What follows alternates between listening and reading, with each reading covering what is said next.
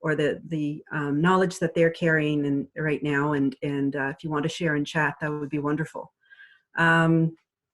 And now I think we'll move to the guests, and I'll introduce our first guest, who I'm very honored to have with me. Her name is Margaret Peltier, and in her community, she's known as Magalet. Magalet, I hope I pronounced that right. And Magalet is from Waikoma First Nation. It's where she was born in 1940. Her parents were Caroline Paul and Roddy Gould, and she grew up in a really happy home in Waikoma with 4 sisters, and it was a home where there was lots of creativity and work, and they had a farm, and then that was disrupted in, I think when you were quite young, Margaret, you were telling me that your family had to move to Eskasoni due to centralization. And then you had to live with another family until your father built a house for you. And then again, your life was disrupted with residential schools. Despite all this, Margaret has been carried on with her creativity and the beauty that she makes in her life. And she's been a nurse and has worked as an RN in Canada and the US, and settled with her and raised a family in Maine with her husband Richard. And they moved back in the 1990s, I think, to Waikoma. Something Margaret said that she really wanted to come back home and work with her people. And I was given that opportunity to work both in Badek and on Waikoma First Nation in the health center, and really finding ways to help her people and support healthcare for First Nations.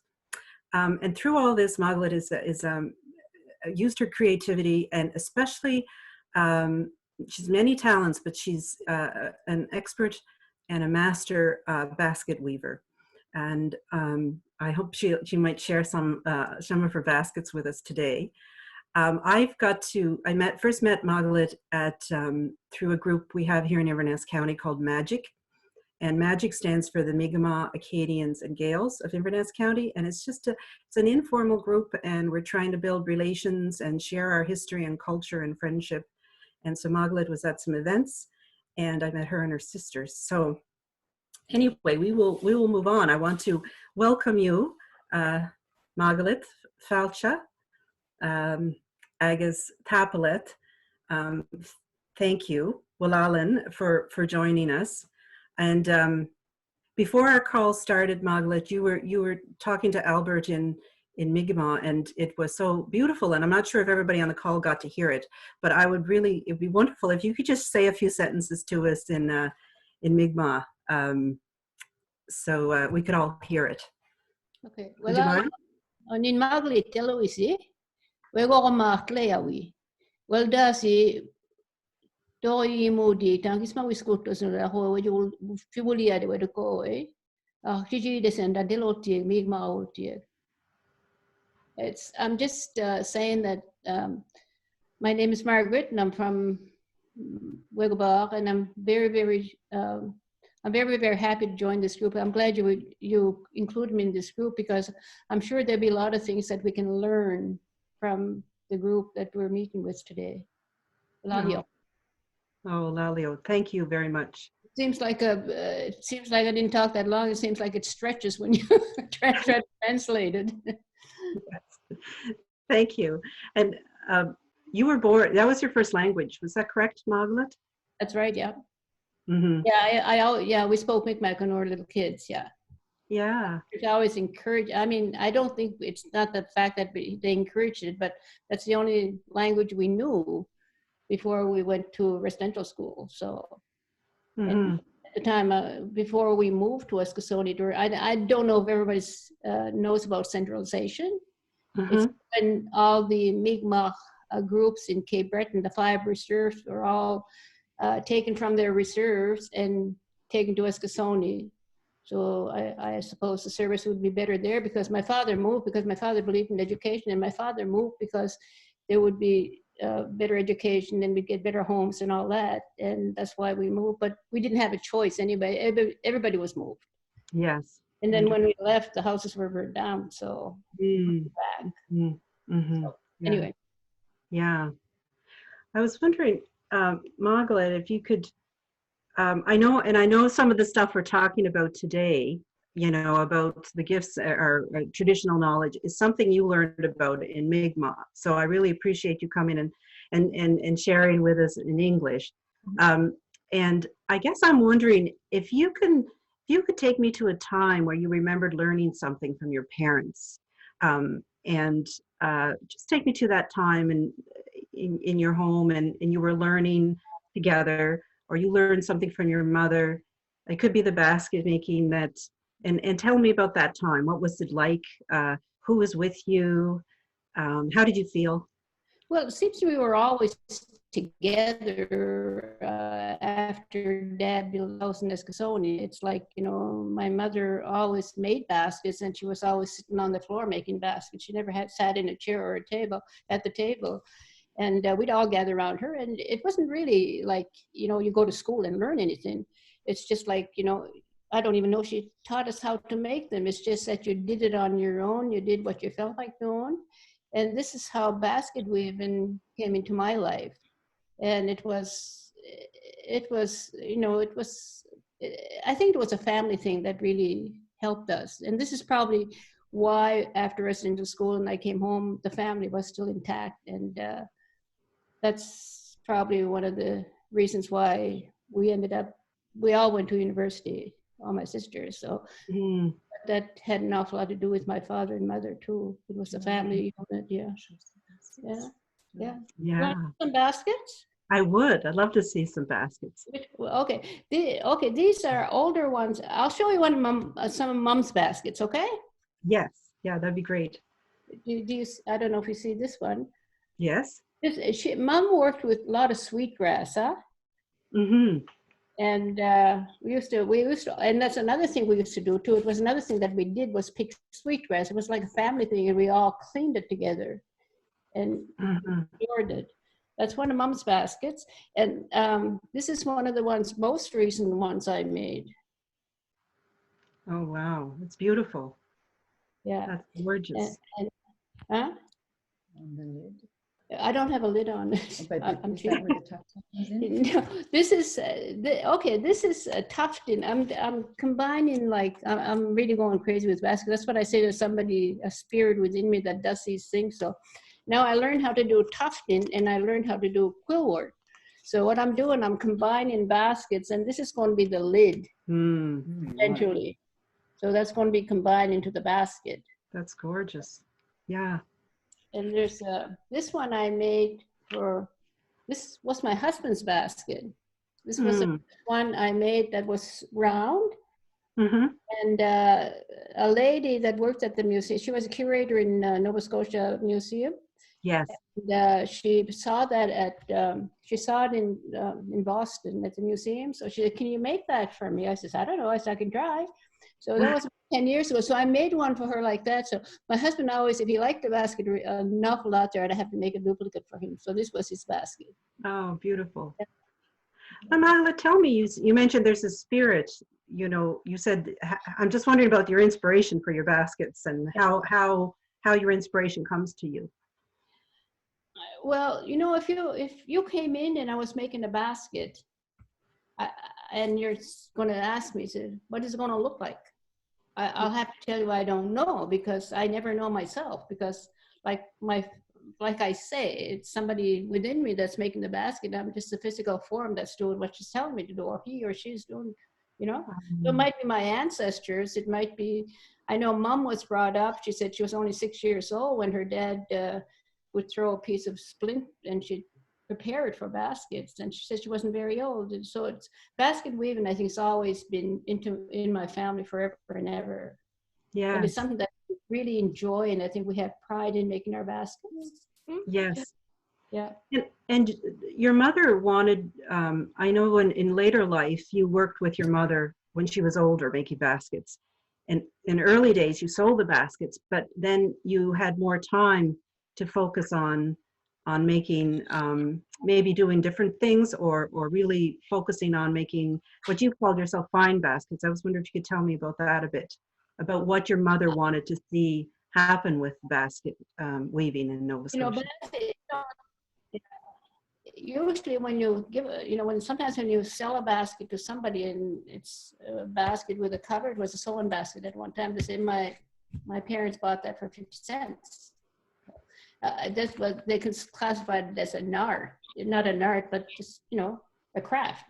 But my mother always said, if we accomplish anything in the next few years, what we're going to do is we're going to have people realize that this basket that we're making is not, it's not a craft, it's an art, and it's an art form. It really is, when you do these baskets, they really are an art form.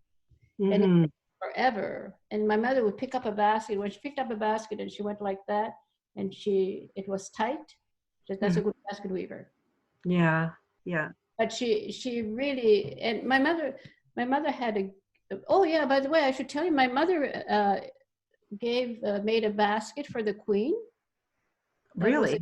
Yeah, she presented that in, when was it? When the anniversary of Member Two's baptism was Yeah. at, I don't remember the year. Probably Albert knows. I don't know. when was that, Albert? 100th anniversary of, Yeah. Anyway. But what she did, she made a basket and she did present it to the Queen. So she was a real good basket weaver. She was a master. Yeah. Really? Yeah. How did she learn? We said when that happened, we said the royalty of one nation is giving a gift to the royalty of another. Very good. Very good. So when did my mother start? My mother said she remembers making baskets when she was just a little girl. They always, my grandfather used to peddle baskets in Quebec all over the place. When I remember her peddling baskets all over the place, and they made them. So they were made, early, she remembers making baskets forever. Yes. Most of her sisters do make baskets in her family. Yeah. And Margaret, what material did she use? Where would she get her material for the baskets? We don't have black ash in Nova Scotia, so I get mine from away. But what they usually used was maple. But to prepare it, I've helped Mom prepare it a few times, but it's so tedious. It's so time consuming. I don't think I'd ever even try to make a basket with maple, because the material is just fantastic. It's so easy to work with, but it's hard to prepare.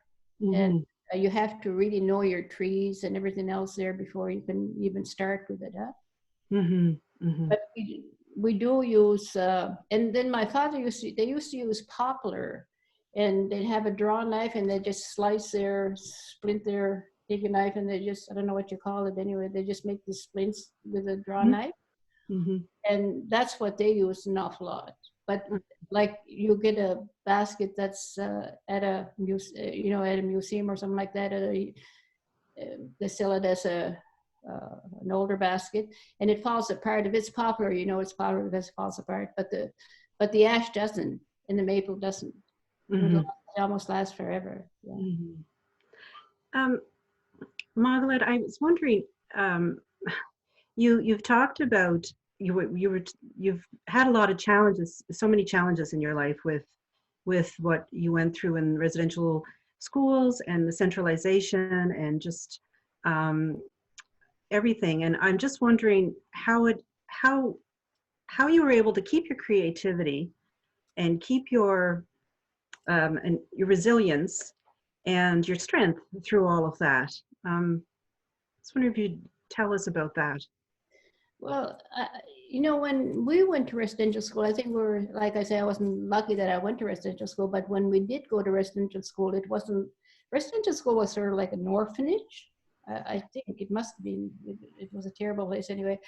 But when we went to residential school, my mother was sick, and there was 5 girls, so couldn't look after all of us. So the 3 oldest ones, I was 6, and Marge was 8, and I think it was 9, and we all ended up there. But where we were very fortunate is, like, my mother was in the sanatorium in Kentville, and when my father would go visit her, he'd come and visit us 2 or 3 times a year while we were there, and then during the summer there, we'd come home to a happy family.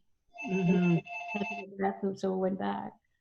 But, and I think too, the fact that my parents were so strong, and they kept us together and they kept the language, and, you know, we were just a happy family at home. So that was, I think that's what kept us going.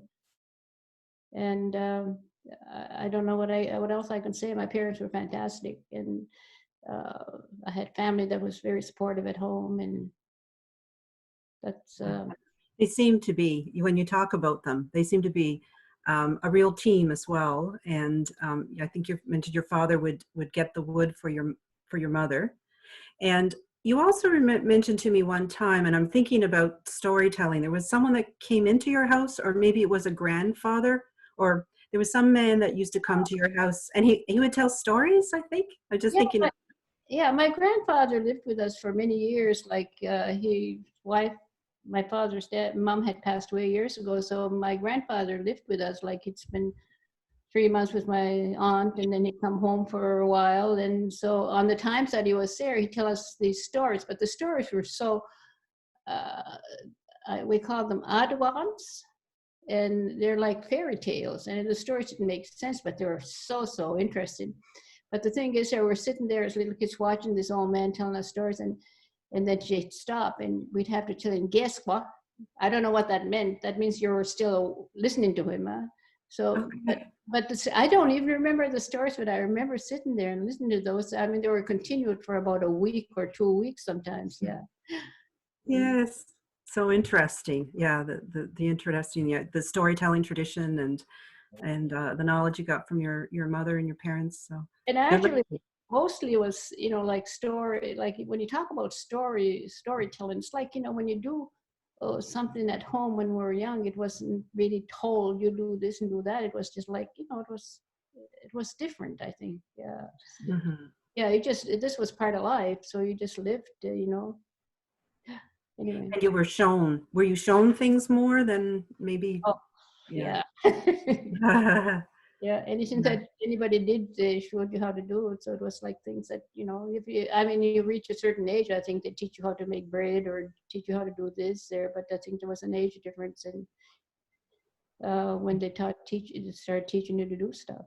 But it wasn't really like a class or anything like that. I hated when people teach people, you know, it's like you're sitting in the classroom. I think you learn more by people telling you stories or what happened or stuff like that.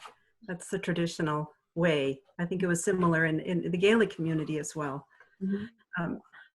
I hate to cut our conversation off, Margaret. I'm enjoying it so much, and I know other people are. There's one thing I'd like to mention, though, before we go. You had asked me why I was so resilient and about residential school and all that. I think when I came back to work, we started a group here in Waikagma. We had gotten a grant, and we had this guy come in from Alberta and gave us a good workshop. And the group in Waikagma kept it up. There was a group of about 20, yeah? Mm-hmm.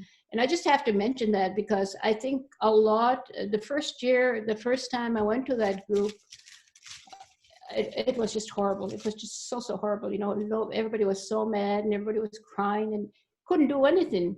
And then I left in the meantime. I moved to New Brunswick and I quit my job. And then I came back about 10 years later. The same group of people that were there, I mean, it was just like night and day. They were so talkative and they were so willing to help. And I'm there at block 1 when they're at block 10 because they had learned so much with just sharing what they had experienced. Yes. And then we had Andrea too, that I think pushed them. So pushed, I think they led me. But you know, it was so nice to see that. And I think that was part of, I was really very excited that this happened in our community because I think we're really a good, you know, the residential school survivors here are so far advanced as to what happened to them. Yeah. Okay. I'm sorry. Thank you for that. I'm really glad you mentioned that. In the sense the work that you did with Andrea and the other residential school survivors that's a real gift to future generations. So thank you. Walelan. Oh, yeah. Thank you. I just wanted to speak now to a young woman we've had from the Gaelic community. There's Abby. Abby, are you with us? I hope. Hi, everyone. Hi, Abby. Nice to see you. Nice to see you. Cymryd haw. Hami gleva, cymryd a hashapin. Hag yma, ca fel yw yn jw? Hami ang santayakam sa valabord, agus, yeah. Te haw ji yna, fe fel yw gopr yn jw? Hami goper yn jw, 3 o'r sa Ha, valabord. agus gleifa. Wel, sma thanking. Hami tala jo fel yw calryn. I was just welcoming Abby onto the call. And Abby is 19 years old, and she grew up in St. Andrews, Antigonish County, in a family of that carried on traditional music in particular. And your father, Brian, was a like myself, same generation, I think, as myself, that reclaiming our language that our parents and grandparents had. So Abby, when Abby grew up, she heard the language in her home, and also picked up the fiddle and plays the guitar and piano and sings, and carrying on a tradition, I think, that was in your family for generations as well. And so I really wanted to talk to you a little bit, and Abby, about how you learned, and and I was wondering if maybe you could take us to a time when you remember learning, or when you realized that your own heritage or your language and culture was important to you. Do you remember any time that stands out for you? Yeah, I was thinking about this. I was reflecting on all of this with my dad in the past few days. And something that really stuck out to me, which he didn't really think was a big deal, was in the mornings. My dad has always been an early riser, but every morning when I was a little kid, and still today, he loves to make breakfast for everyone. It's kind of his thing.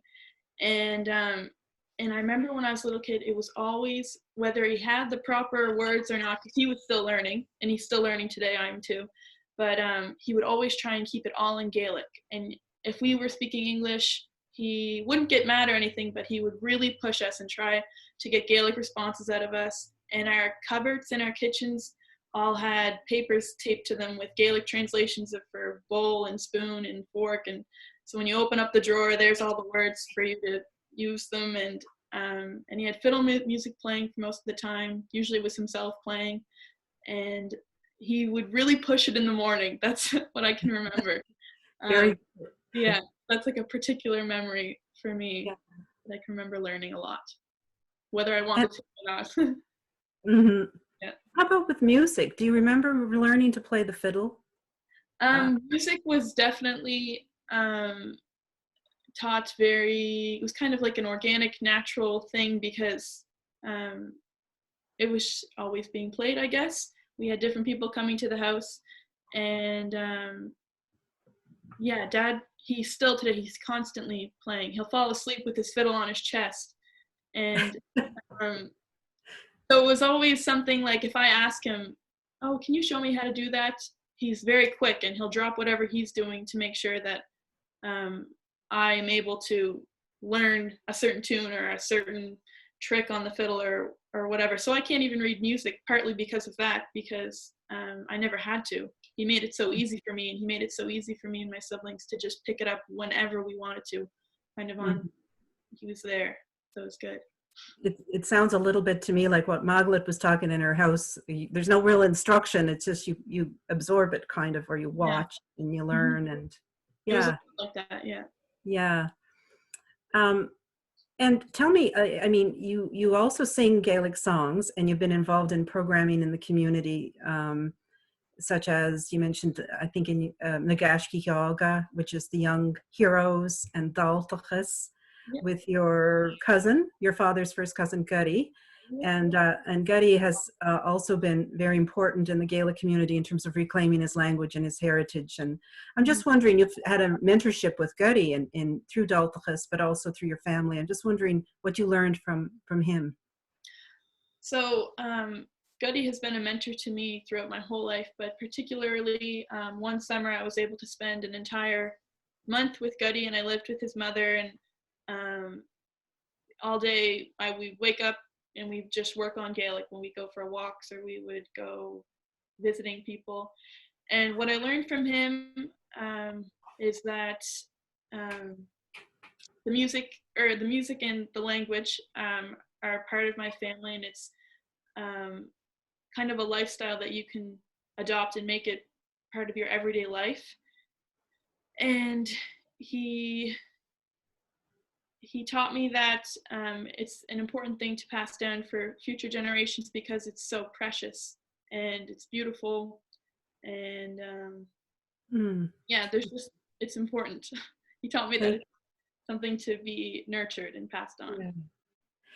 And I know you wrote a song, a Gaelic song with Getty, and I was wondering if you could give us, the background to that song and why you wrote it, because it ties in so well with our theme. It was about your great-grandmother. So can you give us the story behind that? The song that I wrote for Mamie, it is about the day that she had found out that her husband passed away in a train accident. So Mamie was born in 1898, and in 1930, I think it was, her husband, at the age of 33, he had passed away in a train accident. And at the time, she had 6 children, and she also had a home child. So 7 kids to take care of. And so she was kind of on her own, and especially back then, that'd be a very hard time to be raising a single mother and having all those children. And so the song tells a story that her father gave her a phone call to break the news to her that he had died. But on the phone, he couldn't bring himself to tell her that he had actually passed away. And so Mamie wasn't sure what the situation was, but she knew that she had to be prepared. So she was getting a room ready and hot water and things to take care of him. She knew there was an accident.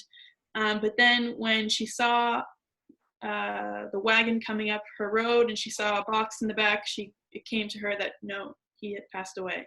And so it's kind of just, when I heard that story from my dad, I thought, what a devastating moment for her, and I think what a great story for a song, something to remember about her. And she would have had to be very strong in that moment for her kids.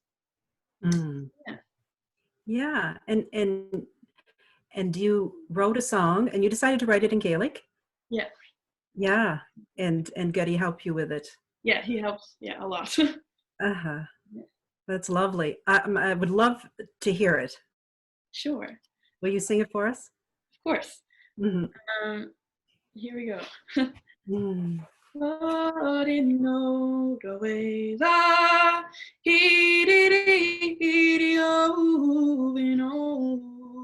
Lord knows no way that he did oh we know Gammo clowns and tried it up Molenib Namo Inagis fed go bed one of the neons and talking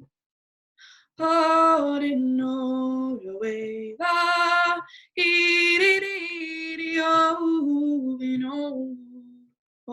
knows no way that oh we know Bamo clown motor wine skill would me good old tupish like a station which mochi vash avra gando wachenya mocheda Lord in no way that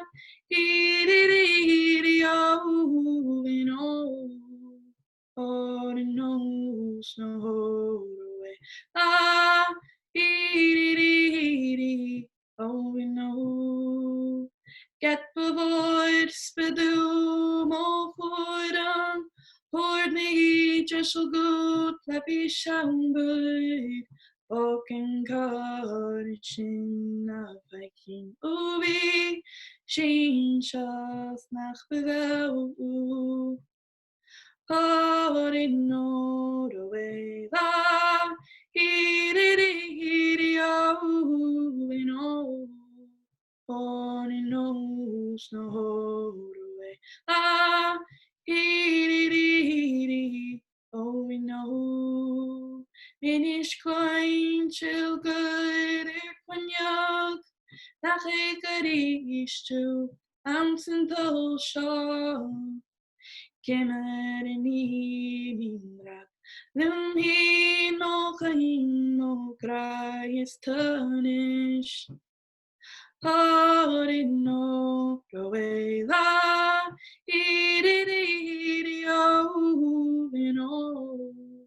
oh, knows no provela, oh, no. It's the song. Abby, happily. Happily, Gamor. That was so beautiful. Thank you. Very nice. We should mention too that your great grandmother lived until she was how old? 109. 109. Yeah. Oh gosh. Wow. So she really did deserve to get a song made for her, I think. Yes. Thank you so much. That's very beautiful. Oh, that was a joy to talk to you both and to just share and hear all the beautiful stories and songs. And I really want to thank you. And we are going to move just to the next part of the program, which breaks us out into groups again. We're going to go into groups of 3. And this time we will talk for about 20 minutes. And the questions we're going to ask is, you know, what touched you or moved you from these interviews that we had, or these guests? What insights are you taking with you? What challenged you? Let's just see. Yeah, what challenged you, and are there any commitments that are calling you? So there's quite a few questions. If you take the chat, open the chat box in your Zoom breakout rooms, you will see them. And so we'll have about 7 minutes each, and we'll see you back again for the ending of the program. Tap a leave.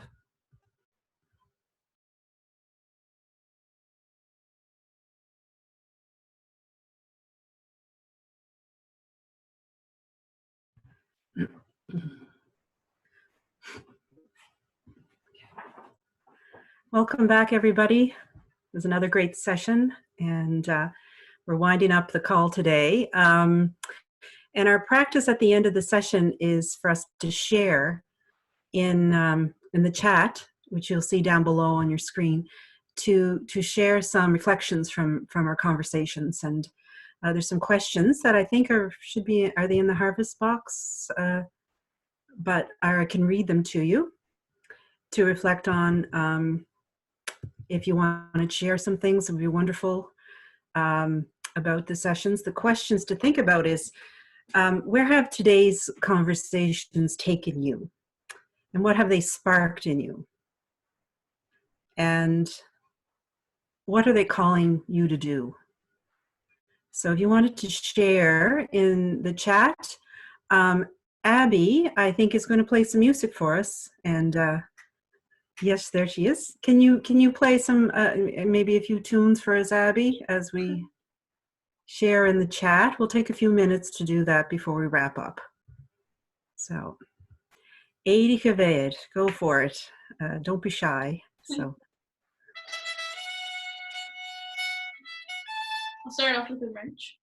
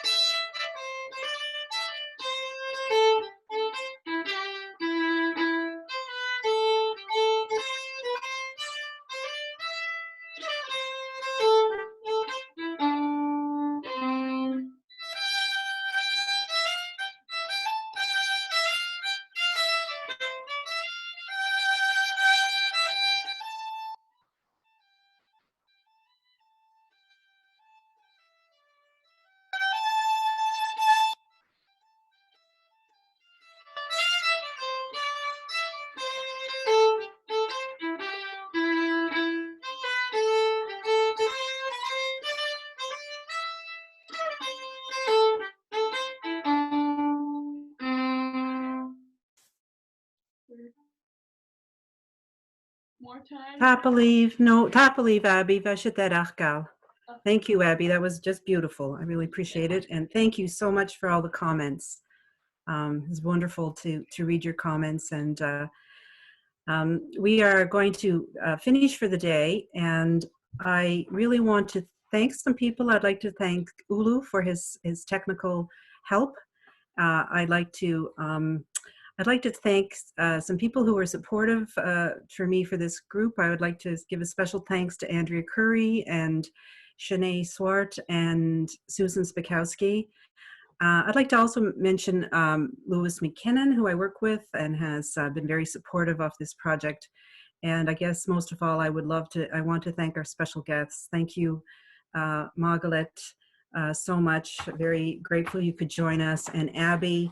And I also like to thank Elder Albert Marshall, who joined us and who's been very supportive of this project as well. So I hope I haven't missed anyone. One thing I'd like to tell you about, Susan Spikowski has written a lovely article on the Narrative Project. That is a blog. It's on the Inspiring Communities website. So I think we're going to put in the chat the link if you want to check that out. And I think that's it for today. I thought we would end with a song. And in Gaelic tradition, we often hold hands as we're singing. And we can't do that now, unfortunately. It would be great if we were all together, sitting in a circle, holding hands, but we can't do that. But we can pretend we're doing that. And I'm going to get my daughter, I'm going to ask my daughter, Lily. Oh, Ulu, did you want to? We're holding hands. Pardon me? I was holding hands virtually. Oh, sorry. Okay. Well, I wasn't sure if you were wanting to stop, but I've got Lily. Lily, you can move over in here. Here, we'll see. She's going to sing a song. Oh.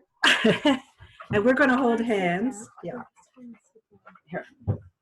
You can sit here. Okay. She's trying to pull a chair over.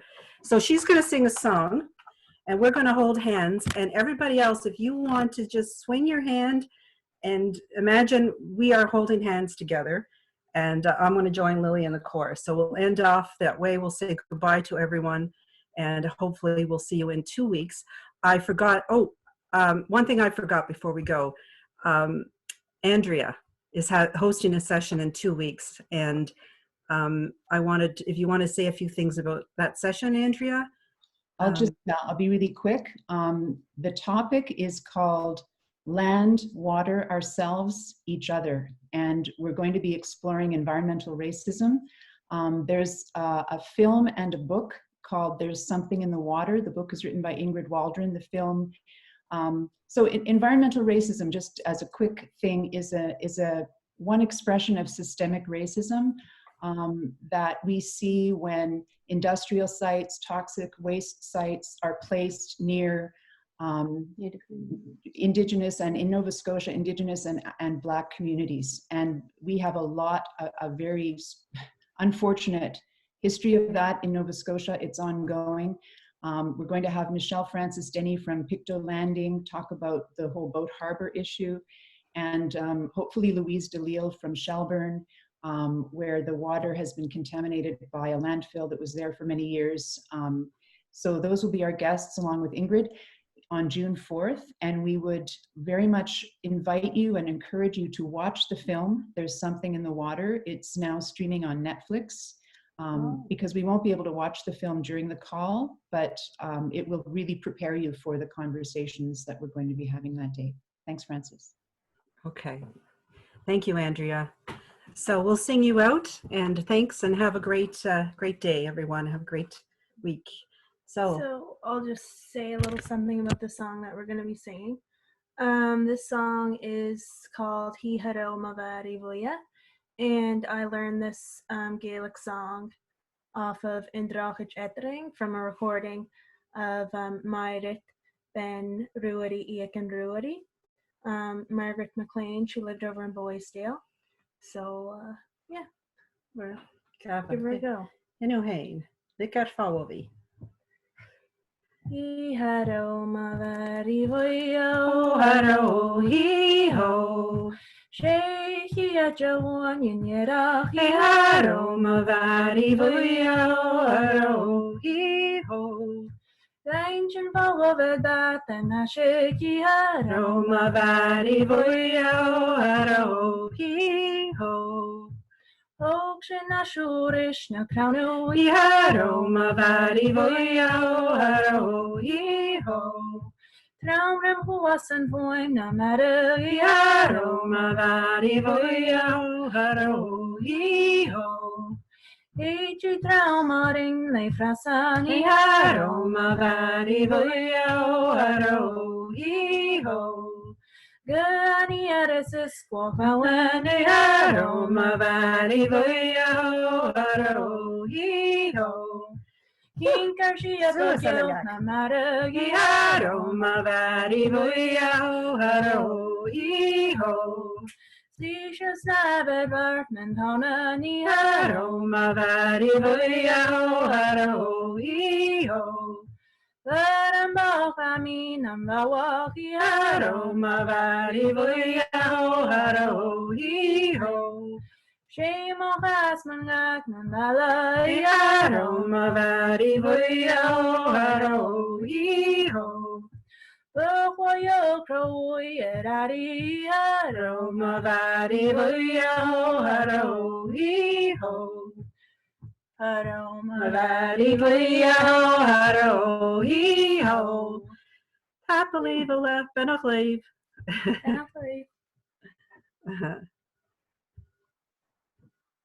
Tapalet. Tavea.